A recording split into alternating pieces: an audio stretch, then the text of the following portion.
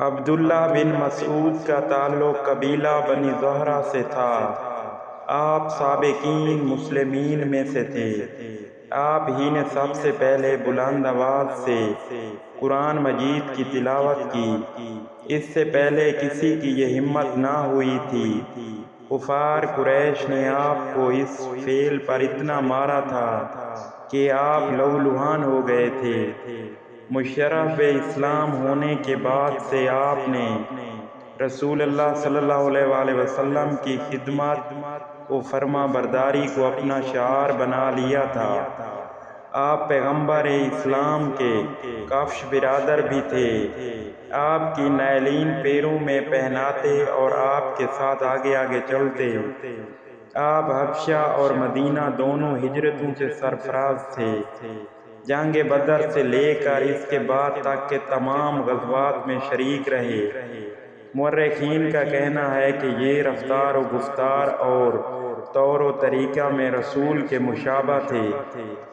حضرت عمر نے انہیں امور دین کی تعلیم دینے کے لیے اور جناب عمار یاسر کو حاکم بنا کر کوفہ بھیجا تھا، اور کوفہ والوں کو تحریراً یہ تاکید کی تھی کہ تم لوگ ان دونوں حضرات کی پیروی کرنا اور ان کی باتوں پر عمل کرنا۔ ابن مسعود اہل کوفہ کو قرآن اور دین کی تعلیم دیتے رہے، یہاں تک کہ جب ولید کوفے کا گورنر مقرر ہوا تو اس وقت آپ بیت المال کے خزانچی بھی تھے۔ بیت المال سے ولید نے کچھ قرض لیا اور وقت معینہ پر جب اس نے وہ رقم ادا نہیں کی تو عبداللہ بن مسعود نے تقاضا کیا۔ ولید نے اس تقاضا کی شکایت حضرت عثمان سے کی۔ اس پر عثمان نے ابن مسعود کو لکھا، تم صرف ہمارے خزانچی ہو، ولید نے بیت المال سے جو رقم لی ہے اس کا تقاضا نہ کرو۔ حضرت عثمان کا یہ شاہی حکم جب موصول ہوا تو خوددار عبداللہ بن مسعود نے بیت المال کی کنجیاں ولید کے سامنے پھینک دیں اور کہا کہ میں تو اپنے آپ کو تمام مسلمانوں کا خزانچی تصور کرتا ہوں، تمہارا خزانچی نہیں ہوں۔ ولید کے سامنے کنجیاں پھینکنے کے بعد آپ نے یہ کہا، جو شخص شریعت میں الٹ پھیر کرے گا اسے خدا بھی الٹ دے گا، اور جو تبدیلی کا مرتکب ہوگا وہ اللہ کے قہر و غضب میں آئے گا۔ تمہارے صاحب عثمان نے الٹ پھیر بھی کیا ہے اور تبدیلی کے مرتکب بھی ہوئے ہیں، ورنہ کیا رسول کے صحابی سعد ابن ابی وقاص اس قابل تھے کہ انہیں معزول کیا جاتا، اور کیا تم اس قابل تھے کہ تمہیں مسلمانوں پر حاکم مقرر کیا جاتا؟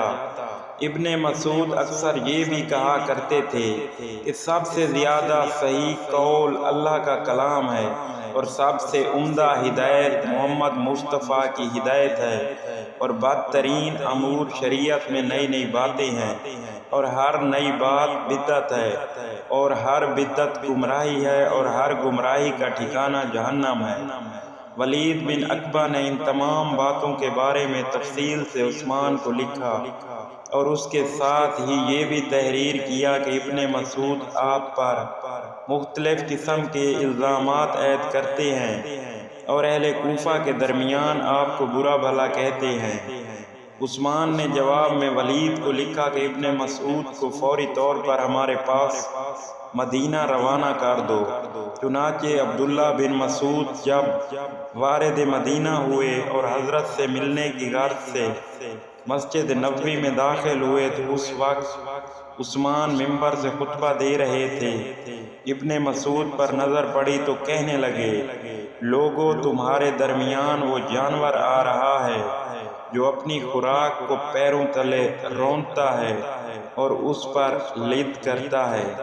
حضرت عائشہ نے اپنے حجرے سے پکار کر کہا، عثمان خدا کا خوف کر صحابی رسول کی شان میں ایسی گستاخیاں کرتا ہے، لیکن حضرت عثمان نے عائشہ کی ایک نہ سنی اور منبر سے چھلانگ مار کر ابن مسعود کو پیروں تلے رون ڈالا، جس سے آپ کی پسلیاں ٹوٹ گئیں۔ بعض کا کہنا ہے کہ عثمان کے اشارے پر عبداللہ بن زمعہ نے ابن مسعود کو اٹھا کر پٹخ دیا۔ بعض کا کہنا ہے کہ عثمان کے غلام نے دونوں ہاتھوں پر بلند کر کے زمین پر دے مارا، جس سے آپ کی پسلیاں ٹوٹ گئیں۔ اس ظلم کے بعد بھی حضرت عثمان کو تسلی نہیں ہوئی، چنانچہ انہوں نے ابن مسعود کا وظیفہ بھی بند کر دیا اور مدینے سے باہر آنے جانے پر مکمل پابندی بھی عائد کر دی۔